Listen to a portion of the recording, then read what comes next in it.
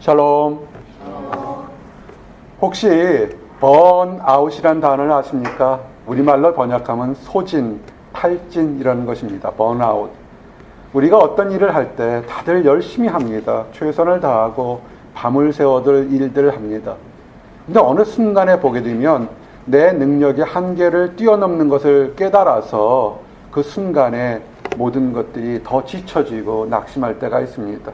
왜 번아웃이 올까요? 라는 것을 보게 되면 아마 이런 것들을 생각해 볼 수 있을 겁니다. 육체적으로 한계가 있겠죠. 하루 이틀 밤을 새울 수 있겠지만 4일, 나흘, 일주일 동안 밤을 새워서 일을 한다거나 공부할 때는 체력의 한계가 있을 겁니다. 또 하나는 감정적인 소진, 번아웃이 있을 겁니다. 사람마다 이렇게 스테디한 사람이 있습니다. 웬만큼 힘든 일이 아니면 감정 기복이 없는데 어떤 사람은 조울증처럼 조증 증세일 때는 마치 하늘에 올라간 것처럼 또 우울증 증세일 때는 메리아나 하구에 들어간 것처럼 푹 빠지는 사람들이 있습니다. 그 사람들이 가끔 그러죠. 잠수 탔다라고 얘기합니다. 그렇게 기질적으로 이럴 수 있습니다. 이 두 가지들은 여러분들이 여러분의 삶을 조절할 수 있을 겁니다. 너무 열심히 몰아서 일하는 것도 그것도 문제가 됩니다. 왜? 조절을 하지는 못하는 거죠. 감정 기복처럼 오늘 사랑하고 내일 미워하면 사실은 얻는 거는 별로 없을 겁니다. 이런 모든 것들도 있지만 그러나 하나 더 큰 거는 뭐냐면 영혼의 번아웃, 스피리추얼 번아웃이 되게 되면 사실은 굉장히 문제가 됩니다. 육체가 번아웃 되면 어떻게 합니까? 좀 푹 쉬고 영양가 있는 음식을 먹으면 됩니다. 그 다음에 영혼의 감정적인 번아웃이 되면 내가 뭔가 심정적으로 너무 쏠림이 있었구나 생각해서 이렇게 조절하면 됩니다. 그러나 가장 중요한 것이 뭐냐면 영적으로 여러분이 영혼에 대한 양식의 도전을, 은혜를 재공급받지 못하면 아무리 여러분이 노력한다 할지라도 여러분은 힘들게 될 겁니다. 이렇게 스피리추얼 번아웃이 되면 똑같은 사물을 볼 때 그 사물에 대한 태도가 달라지기 시작합니다. 어떤 거냐면 고난, difficulty, disaster라는 이런 많은 현상이 있을 때 달라지게 됩니다. 세상 사람들은 고난이나 이런 것을 보게 되면 내 능력으로 해결하거나 내 주변 것으로 해결하려고 노력을 합니다. 근데 성경은 어떻게 되어 있느냐 하면 그것은 하나님께서 도우신다고 그러는데 우리가 스피리추얼 번아웃, 하나님 말씀을 먹지 못하고 받지 못하고 나누지 못하게 되면 그것을 깨닫지 못합니다. 많은 크리스찬들이 스피리추얼 번아웃이 되어 있습니다. 왜냐하면 수없이 많은 교회를 다니지만 그들이 만나고 먹는 것은 사람과의 관계라든지 어떤 그 이득 관계에서 눈에 보이는 영혼적인 것이 아니라 감정적인 것 또는 육체적인 것, 환경적인 이득만 얻었지 진정한 하나님의 말씀으로 위로받지 못하기 때문에 그렇습니다. 우선은 말씀을 증거합니다. 예레미야 29장 11절 여러분 앞에 좋은 날도 있고 힘든 날도 있지만 그 모든 환경에서 하나님은 뭐라고 그러냐면 여호와의 말씀이니라 너희를 향한 나의 생각은 내가 아나니 평안이요 재앙이 아니라 너희에게 미래와 희망을 주는 것이니라. 아멘. 이 말씀은 뭐냐면 지금 여러분에게 좋은 날도 있지만 여러분이 숨을 헉하고 막힐 정도로 힘들고 어려운 날도 하나님이 주신다는 것입니다. 그런데 그것을 바라보는 시각에서 여러분은 그것을 어떻게 바라보냐 하는 것인 겁니다. 하나님의 뜻을 찾느냐 아니면 그냥 현상만을 바라보냐 하는 것입니다. 하나님은 분명히 지금 힘들고 어려운 과정에서 그것이 재앙이 아니라는 겁니다. 너희에게 지금 이 어려움을 통해서 더 나은 평안을, 피스를 주겠다는 것이 하나님의 뜻인 것입니다. 그래서 피스를 주어서 그 피스를 통해서 재앙을 딛고 일어나는 피스를 통해서 여러분의 미래에 희망과 소망을 주겠다는 것입니다. 이것이 하나님의 뜻입니다. 하나님의 뜻은 이렇게 간단한 것뿐만 아니라 이미 창세전부터 큰 뜻으로 우리에게 약속했습니다. 하나님이 천지를 창조했을 때 우리에게 주신 뜻이 뭔지 아십니까? 창세기 1장 28절이 하나님의 뜻입니다. 하나님이 그들에게 복을 주시며 하나님이 그들에게 이르시되 생육하고 번성하여 땅에 충만하라 땅을 정복하라. 바다의 물고기와 하늘의 새와 땅에 움직이는 모든 생물을 다스리라 하시니라. 아멘. 저를 좀 보십시오. 여러분이 하나님의 뜻을 믿습니까? 아니면 자연 발생적인 진화론적인 관점을 지금 믿고 있습니까? 진화론적인 관점을 가진다면 여러분들은 땅을 정복할 수가 없을 겁니다. 이 중에서 지식이 뛰어나고 학벌이 뛰어나고 배경이 뛰어나고 건강이 뛰어나고 물질이 뛰어난 사람은 땅을 정복할 수 있겠지만 한국에서도 여기서도 별 볼 일 없는 사람은 여러분은 결코 별 볼 일 있는 삶을 살기가 어려울 겁니다. 그는 자연 발생적으로 진화론적인 관점을 가진 사람은 항상 강자만이 살아남을 수밖에 없습니다. 수없이 많은 경영이나 수없이 많은 싸움에서 강자만이 이깁니다. 그렇기 때문에 약자는 결코 이 땅을 다스리거나 행복할 수가 없습니다. 사실은 많은 사람들이 그냥 원숭이에서 단세포에서 진화돼서 사람이 됐다고 생각하는데 그 이면에는 뭐냐면 오직 강자만이 모든 것을 누릴 수 있다는 그런 욕심과 바람과 소망이 있는 것입니다. 그럼 약자는 결국 희망도 평안도 아무것도 없이 재앙만을 누려야 됩니까? 성경은 뭐라고 하냐면 세상 사람들이 진화론적으로 세상을 생각할까 모르겠지만 하나님은 창조적인 관점으로 세상적으로 보기에 강한 자나 약한 자나 뛰어난 자나 부족한 자나 모든 사람에게 하나님의 뜻이 있다는 겁니다. 뭔 줄 아십니까? 세상을 정복하라, 땅을 정복하라는 것입니다. 여러분의 능력이 아니라 하나님이 예비된 축복으로 여러분은 땅을 정복할 수 있다는 것입니다. 다시 보십시오. 속지 마십시오. 성경을 다시 보십시오. 하나님이 그들에게 복을 주시며 여기 성경 어디에 최고 대학을 나온 사람, 최고의 학벌을 가진 사람, 최고의 배경을 가진 사람만이 복을 얻을 것이라고 성경 기록되어 있지 않습니다. 우리 교단만, 우리 특정한 비유 프리프하는 사람만, 어떤 특정한 일을 한 사람만이 복을 주는 것이 아니라 성경은 창조한 모든 사람에게 복을 주겠다고 그랬습니다. 생육하고 번성하여 땅을 정복하라. 왜냐하면 땅은 하나님이 만든 피조물이기 때문에 같은 피조물 중에서 사람을 가장 사랑하셨습니다. 그래서 그 땅에서 자유롭고 행복하고 이 세상을 다스리라는 것입니다. 믿는 사람들이 세상을 다스린다기보다는 현대에 보면 세상에 만들어진 돈이나 명예나 물질 속에 종속되어 살고 있는 것입니다. 첫 번째, 우리가 번아웃 됐던 거 뭐냐면 스피리추얼 번아웃이 되면 하나님의 창조 명령을 깨닫지 못합니다. 그래서 여러분이 고난을 받아도 그저 조금 더 일을 하면 내가 나아질 거야, 조금 더 좋은 사람을 찾으면 내 환경이 변할 거라고 생각합니다. 그러려면 교회에 오실 필요가 없습니다. 이 시간에 나가서 일하면 1.5배 일을 받습니다. 주일날은 보통 시간보다 1.5배, 2배 일을 받는 거 아십니까? 이 시간에 나가서 공부를 하면 한 재라도 더 벌 수 있습니다. 왜 오십니까? 자연 진화적인 그런 것을 믿는 관점하고 하나님이 창조해서 뭔가 뜻이 있다는 걸 믿는 것은 엄청난 차이인 것입니다. 이게 별거 아닌 것 같지요.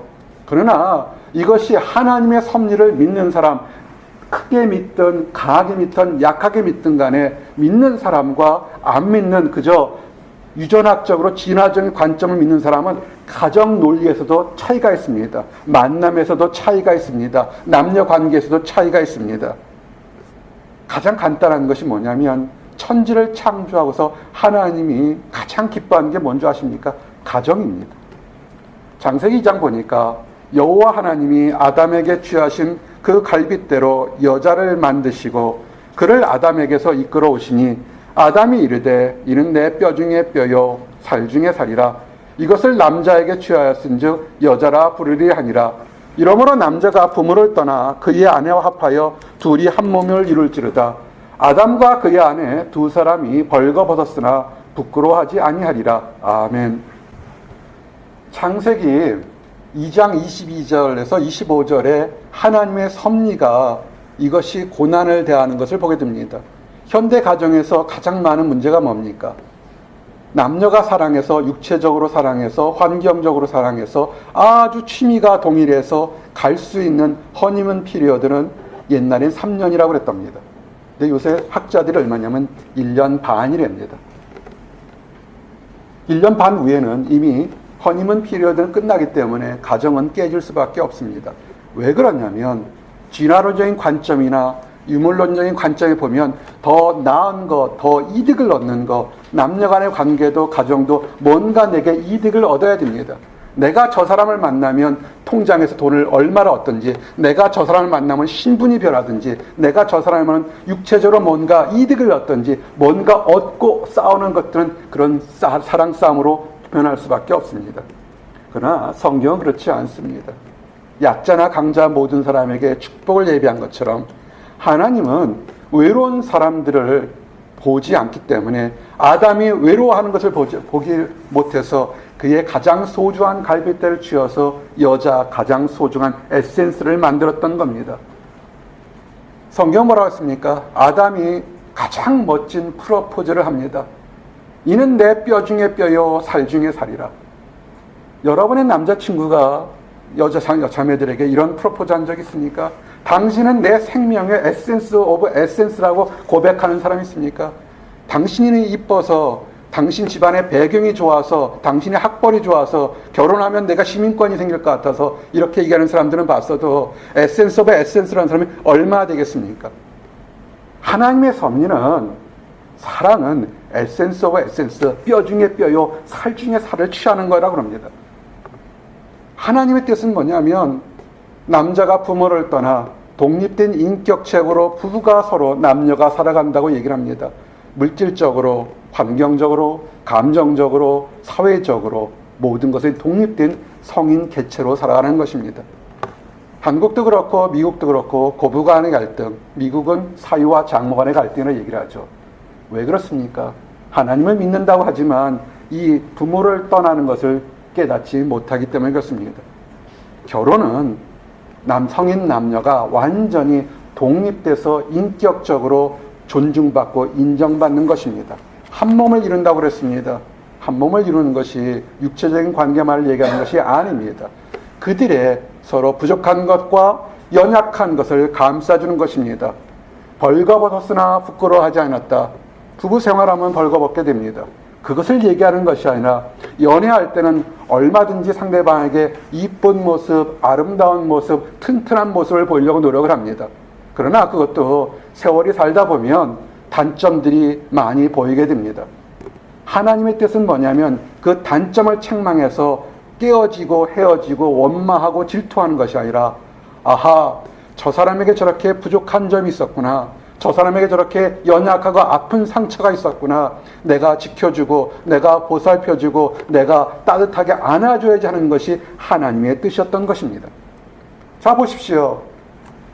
하나님이 우리의 삶에서 고난과 번아웃이 됐을 때 관점이 달라서 세상적인 관점은 강자만이, 뛰어난 사람이 살아나가기 때문에 더 노력을 합니다. 그래서 피곤합니다.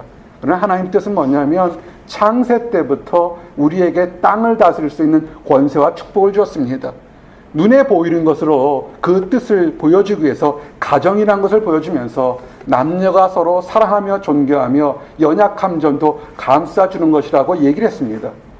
그런데 왜 미국 땅에도 한국 땅에도 수많은 크리스찬들이 있지만 왜 허다하게 그렇게 많은 사람들이 이혼하고 갈라지고 아파합니까? 왜 거룩한 만남들을 지속하지 못하고 남녀가 헤어집니까? 이유는 뭐냐면 하나님의 잘못이 아니라 사람이 하나님께서 우리에게 고난을 어떻게 극복해 줄 예비된 계획을 사람들이 듣기를 싫어하는 것입니다. 예레미야 5장 24절 25절 보니까 또 너희 마음으로 우리에게 이른 비와 늦은 비를 때를 따라 주시며 우리를 위하여 추수기한을 정하시는 우리 하나님 여호와를 경외하자 말하지도 아니하니 너희 허물이 이러한 일들을 물리쳤고 너희 죄가 너희로부터 좋은 것을 막았느니라. 아멘. 많은 사람들이 이런 걸 얘기합니다. 나 열심히 일해요, 밤을 새워 일해요, 피곤할 정도 일해요 라고 얘기를 합니다. 그러나 그것은 잘하는 것일지 모르겠지만 한 번쯤은 생각해 봐야 됩니다. 하나님 안에 믿는 사람과 안 믿는 사람일지언정 하나님은 그 사람에게 이른 비와 늦은 비의 축복을 예비해 놓으셨다는 겁니다.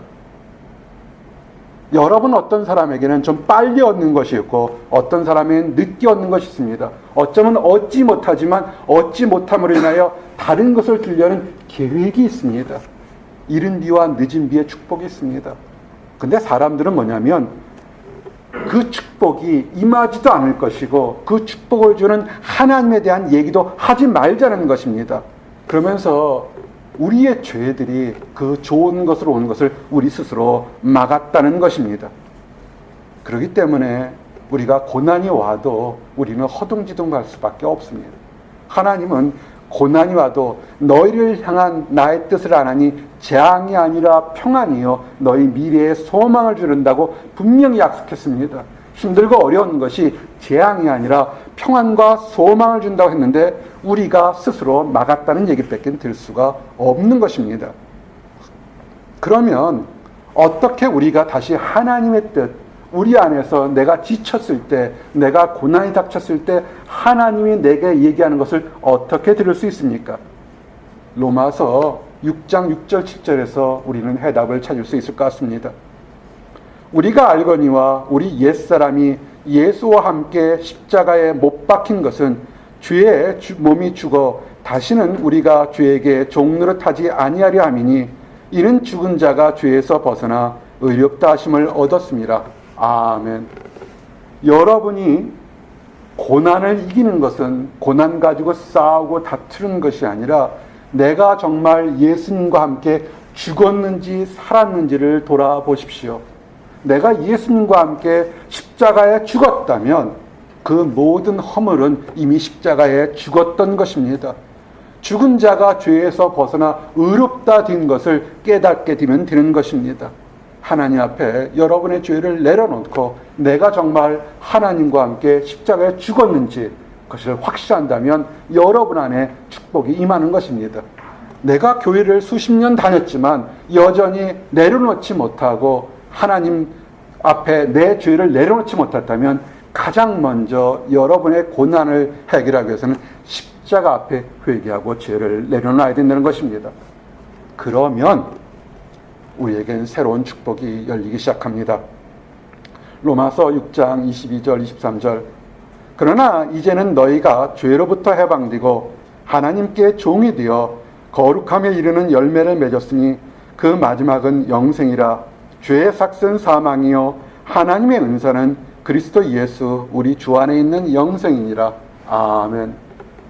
우리가 지금 남보다 조금 잘 되고 평안한다 할지라도 만약에 그 달려가는 길이 사망이고 영원한 지옥길이란다면 그거는 문제가 될 겁니다. 아무리 고속도로를 달려간다 할지라도 그 고속도로 끝이 절벽이라면 그것은 차라리 달려가지 않음만 못할 것입니다. 여러분이 고난의 문제 있을 때 그 문제가 어렵다기보다 내 죄가 정말 하나님 안에서 해방되었는가를 물어보시고 해방되었다면 아하 내 안에는 영생이 있구나, 영생을 주도록 만드신 하나님의 소망이 있구나, 인도하심이 있구나를 먹고서 당당하게 살아나가시기를 바랍니다. 고난이 없는 크리스찬은 없습니다. 푸대접받지 않는 크리스찬은 없습니다.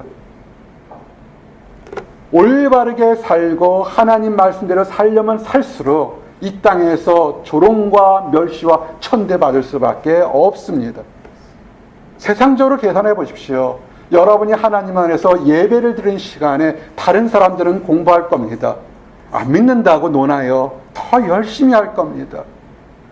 하나님 안에서 올바르게 살아가려고 귀한 시간을 내려서 캠퍼스에 성경 공부를 인도하는 사람을 생각해 보십시오.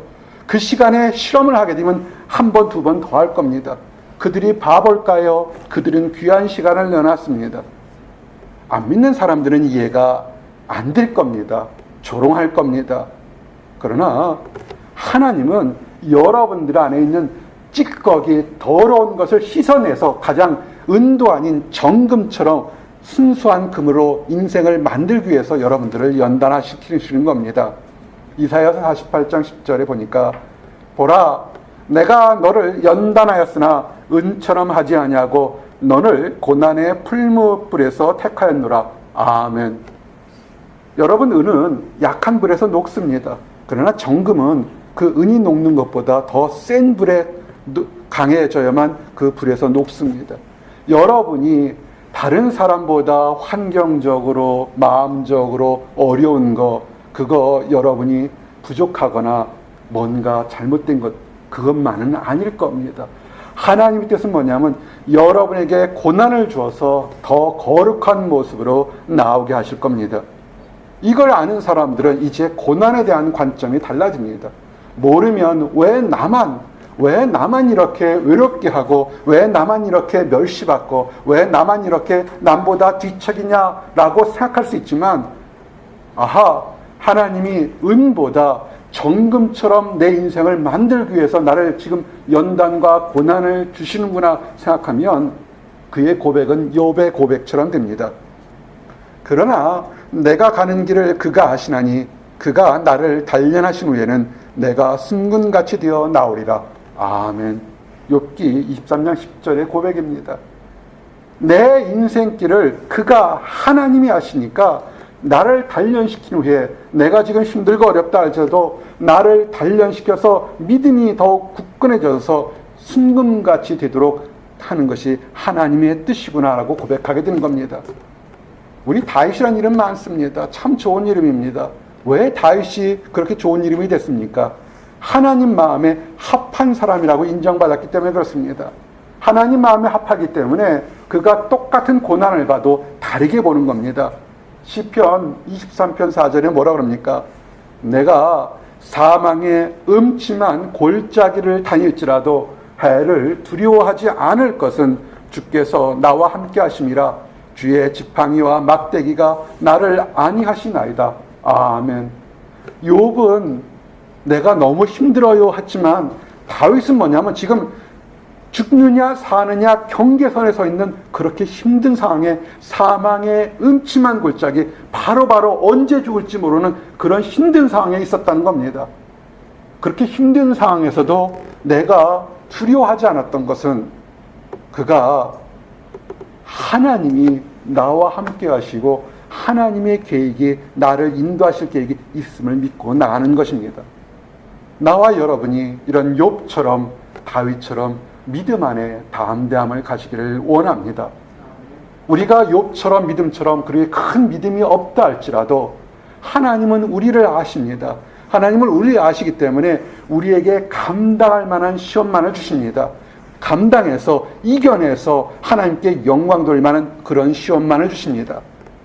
도저히 감당치 못할 때는 우리의 그릇을 아시고 그 고난에서 피할 길을 주십니다.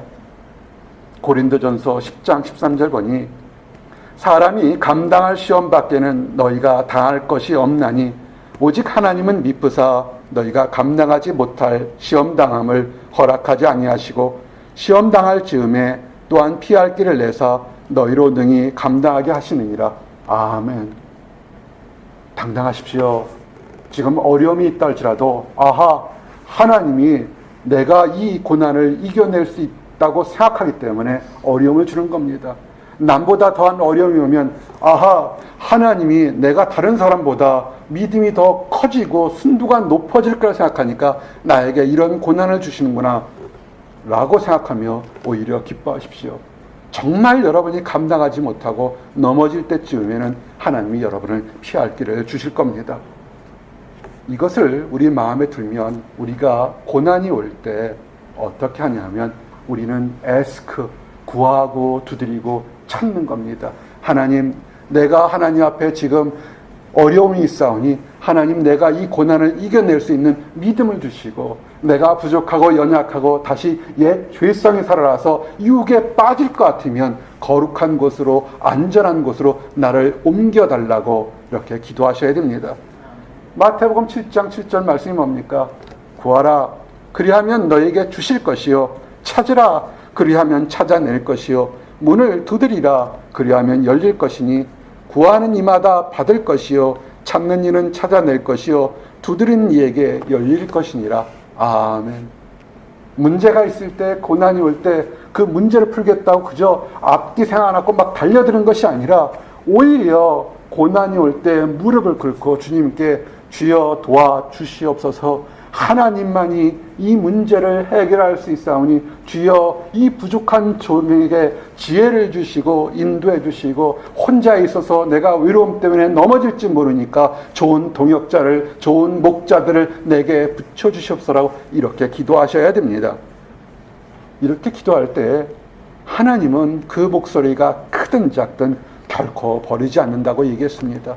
오늘 우리가 읽었던 오늘 말씀이 뭡니까? 예레미야서 29장 12절 13절에 너희가 내게 부르짖으며 내게 와서 기도하면 내가 너희들의 기도를 들을 것이요 너희가 온 마음으로 나를 구하면 나를 찾을 것이요 나를 만나리라. 아멘.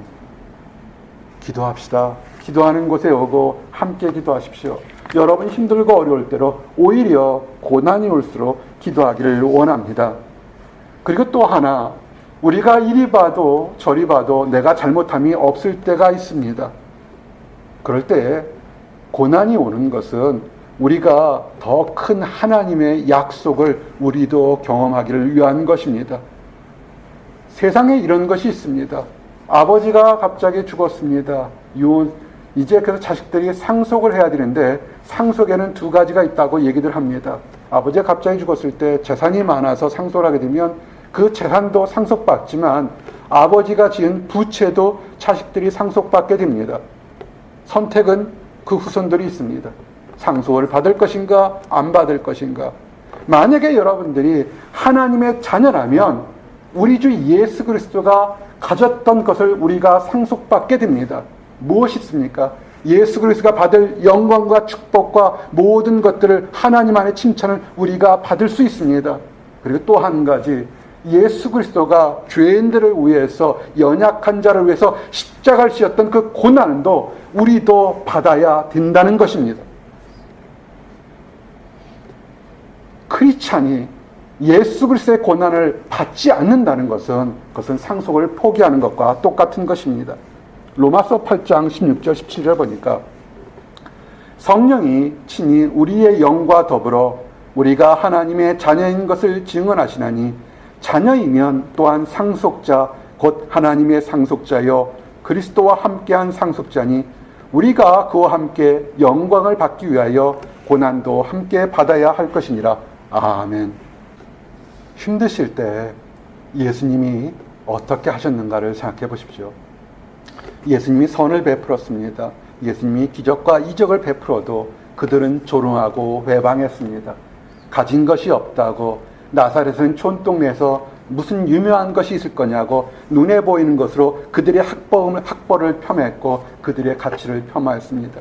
우리가 살다가 수없이 많은 조롱과 멸시를 당할 때 있습니다. 기뻐하십시오. 성령이 우리가 하나님의 자녀라고 증거합니다.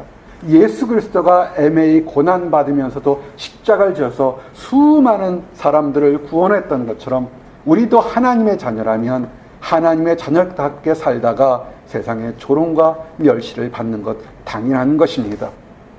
그런데 이런 멸시나 천대가 이후에 이것이 감히 상상하지 못할 정도로 엄청난 영광으로 돌아온다고 성경은 약속했습니다. 우리가 말씀으로 하나님의 자녀로 인정받은 그 축복처럼 우리가 그리스도인으로서 하나님의 자녀이기 때문에 고난받는다면 그 받는 고난을 통해서 영광이 너무 크다고 얘기되어 있습니다. 로마서 8장 18절 보니까 생각하건대 현재의 고난은 장차 우리에게 나타날 영광과 비교할 수 없도다. 아멘. 세상 사람들이 지름길로 달려갈 때 정말 우직하게 한 걸음 한 걸음 믿음 안에서 살아가는 사람들이 있습니다. 너무 우직해서 남보다 갖지 못하고 남보다 누리지 못합니다. 그러나 그 모든 것들이 하나님 안에서 이 세상이 줄 수 없는 영광과 칭찬을 받는 것을 믿으시기 바랍니다. 여러분, 고난이 오는 거 이상하게 생각하지 마십시오. 악한 것들은 크리스찬들을 어떻게 하면 넘어뜨리려고 합니다. 불같은 시험이 오게 됩니다. 그러나 오히려 고난을 담대히 생각하시고 더 큰 것을 받으려는 변장된 축복이라고 생각하십시오. 베드로전서 4장 12절 13절 보니까 사랑하는 자들아 너희를 연단하려고 오는 불시험을 이상한 일을 당하는 것 같이 이상히 여기지 말고 오히려 너희가 그리스도의 고난에 참여하는 것으로 즐거워하라. 이는 그의 영광을 나타내실 때 너희로 즐거워하고 기뻐하게 하려 함이라. 아멘. 이 말씀 준비하다 울컥했습니다. 예수님이 나를 보고 기뻐한대요. 내가 뭘 잘한 게 있어서, 나 같은 사람이 무엇을 한 것이 있어서 나를 보고 기뻐할까 하는 것이 도전이 됐습니다. 힘들고 어려운 거, 남보다 못한 사역, 남보다 부족하다 할지라도 하나님만 보면서 고난을 이겨낸 그 모습 보고 하나님은 기뻐하신다 얘기하는 것입니다. 남보다 갖지 못한 것이요, 남보다 느린 것이요, 그러나 그 와중에서도 하나님 곁으로 우직하게 걸어가는 사람, 그런 모습을 하나님은 기뻐하신다고 그랬습니다. 이제 말씀을 정리합니다. 고난은 믿는 자나 안 믿는 자나 모든 사람들에게 동일하게 옵니다. 어떻게 바라보냐 할 것은 여러분의 선택인 것입니다. 세상적으로, 진화론적으로, 유물론적으로 강자만이 살아남는다고 생각해서 더 강해지려고 노력하십니까? 아니면 비록 부족하고 연약하다 할지라도 창세 때부터 생육하고 번성해서 땅을 정복하며 가정에 행복을 주며 그 지금의 고난이 이후에 말할 수 없는 영광으로 변화시키는 과정이라고 생각하는 창조의 섭리를 믿으십니까? 여러분에게 선택은 달려 있습니다. 또 한 가지 선택이 있습니다. 고난을 받을 때 애매히 하나님 이름으로 고난받는 것은 축복입니다. 그러나 하나님을 믿는다고 하면서 세상 사람들보다 못하고 더럽고 추한 행동을 인하여 만약에 고난을 받는다면 그것은 자랑할 것이 없습니다. 더욱더 거룩해져야 됩니다. 베드로전서 4장 15절 16절 말씀으로 오늘 말씀을 마칩니다. 너희 중에 누구든지 살인이나 도둑질이나 악행이나 남의 일을 간섭하는 자로 고난을 받지 말려니와 만일 그리스도인으로 고난을 받으면 부끄러워하지 말고 도리어 그 이름으로 하나님께 영광을 돌리라. 아멘. 세상에 범죄함으로 인해서 내가 고난받는다, 어려움 당한다 하는 것은 하지 말아야 될 것입니다. 오히려 더욱더 경건하고 거룩한 모습으로 살아가면서 그 가중에 받는 고난을 통해서 하나님께 영광 돌리는 나와 여러분이 되시기를 원합니다. 기도하시겠습니다. 하나님 감사합니다. 우리에게 불같은 시험의 고난을 허락하심을 인하여 감사합니다. 우리 안에 살라져야 될 것, 버려질 더러운 찌꺼들이 있어서 은보다 정금처럼 만들기 위해서 고난을 주심을 인하여 감사합니다. 우리가 하나님 안에서 더욱더 정결해지기를 원합니다. 창조 때 하나님 주신 약속처럼 생육하고 번성하며 땅을 정복하며 부부가 서로 한 몸이 되어서 서로 부끄러움을 모르는 그런 행복하고 소망 있는 삶을 살 수 있도록 인도하시고 도와주시옵소서. 아버지 사랑하는 아들과 딸들 이곳에 유학생활, 이민생활하고 있습니다. 너무나 힘들고 어려울 때 세상적으로 두려워하거나 낙심하지 말도록 허락하여 주시옵소서. 하나님의 특별한 뜻이 계셔서 이곳 보스턴까지 부르셨고 이곳에서 유학생활을 준비하셨사오니 하나님의 또 다른 뜻이 있을 줄 압니다. 그 뜻을 발견하고 거룩한 모습으로 한 걸음 한 걸음 나아갈 수 있도록 인도하여 주시옵소서. 혹시라도 죄 중에 빠졌거나 그릇된 생각을 하는 사람들이 있습니까?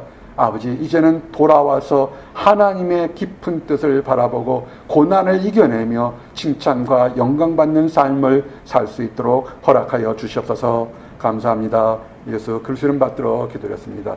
아멘.